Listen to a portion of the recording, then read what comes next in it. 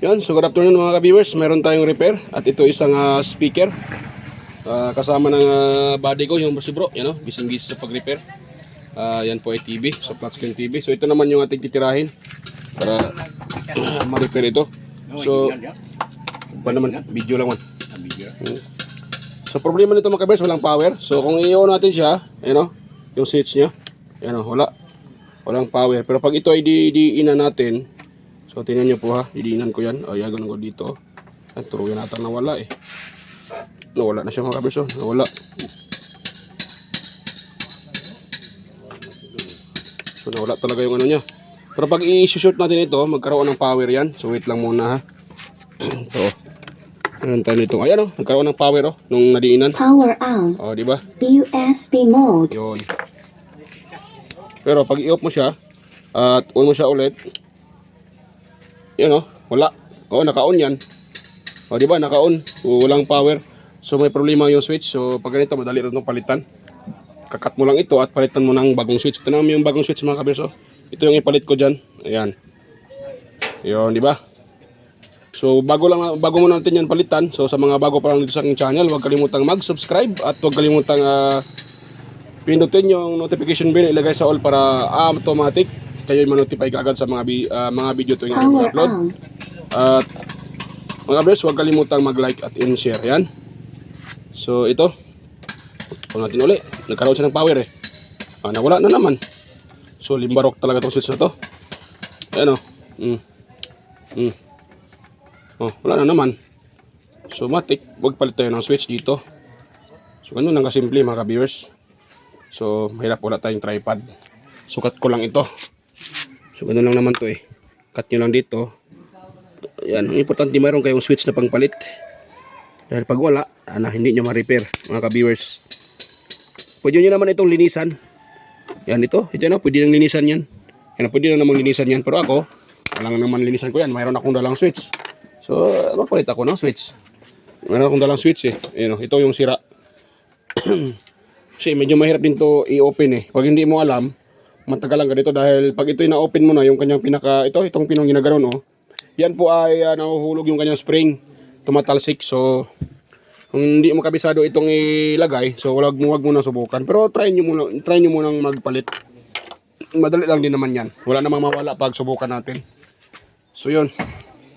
So dahil wala akong tripod, hindi ko ito mabibideo mga ka-viewers. So balikan ko na lang kayo pag ito ay na-assemble ko na mga ka-viewers ha. Yan. So yan. So ito, may request dito yung may-ari. Gusto niya na palitan ng lagyan ng FM dahil ito walang FM. So hindi naman ito hindi ako magano nito sa tingin ko lang hindi ito pwede lagyan ng FM dahil yung kanyang settings ay nakasit lang talaga sa Bluetooth, USB at saka input. Yun lang. So wala nakalagay na pag ino-on mo, yung boses walang nagsasabi na FM mode. Yung sinasabi lang ay Bluetooth, USB mode at saka yung tawag doon, nakalimutan ko. Yung input niya, yun lang yung sinasabi ng yung babae na yun na nagsasalita dito sa speaker na to. So walang iba. So hindi mo sa pwede So ayan, balikan ko lang kayo mga kabisa pag ito kasi po mga ka-viewers. So ayan mga ka-viewers, tapos ko nang ma-assemble at malagyan ng ito kanyang power switch. Yun. So tingin ko okay na yan. Ayan o. So ito yung kanyang original na button switch. Switch, pinaka-switch niya. Yan. Ito naman yung ipinalit ko. Yung pinakita ko sa inyo kanina. So yan yung ating ipinalit. So ngayon, magtitest tayo mga ka-viewers. Dahil okay na yan eh. So siyempre magtest tayo ng ito. Pero yan, bago muna para tayo magtest. Yan. So sa mga mayroong ganitong klaseng Bluetooth speaker, kahit hindi ganitong brand na KTS or yung Brudo ba, mga brand na Bluetooth speaker, pag ganitong design ng kanyang switch ay nakahiga. So yun ang gagawin nyo mga viewers, palitan na lang yun ng switch na to. Ayan, dahil ito naman talaga yung madaling nasisira dito eh.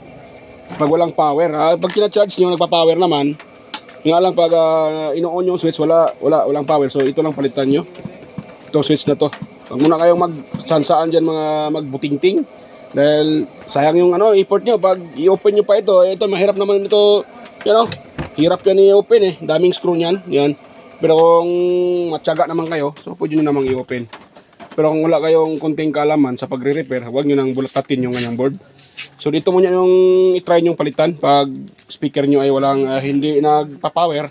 Pero nagcha-charge naman pag kinakargaan. So ito lang yung palitan nyo mga ka-viewers. Sigurado ito lang yung nasisira dyan. Yan. So yan. Ito lang yung papalitan nyo. At sigurado ay ano na yan. Tawag dyan. Maging okay na yan. So bago pa tayo mga mag-test dito. So shout out pala sa inyo mga ka-viewers. Sa mga silent viewers dyan. Sa mga nanonood at sa mga nakaantabay sa aking upload. So shout out sa inyong lahat. Yan. Dito yung mga busing natin na yan. Yan. Shout out. Shout out. Ayan Ito si busing ngayon, nagpa-repair ng ng TV. Si bro naman yung tumira niyan mga ka-viewers. Testing natin to mga ka-viewers. Ayan di ba nagana kaagad? Kanina. Power on. Yan. USB mode. USB mode. Tapos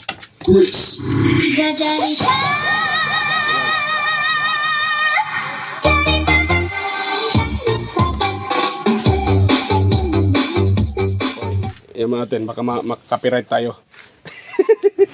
Ilang i-straight natin.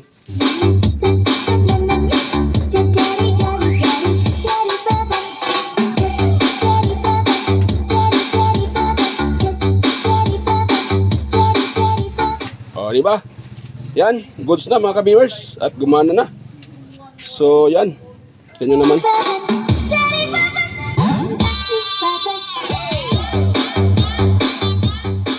So, open natin. Yan. So, una tayo uli. Yan So, one click lang.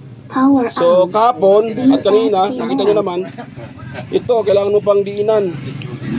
Pawala-wala yung kanyang sira yung kanyang switch.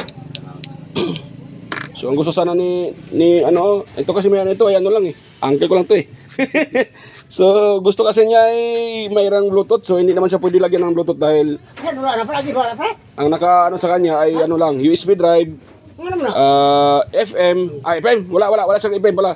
USB drive, Bluetooth at saka input. Ayan, yun lang yung meron sa kanya. So, yan, hanggang dito lang yung video natin. So, okay na to.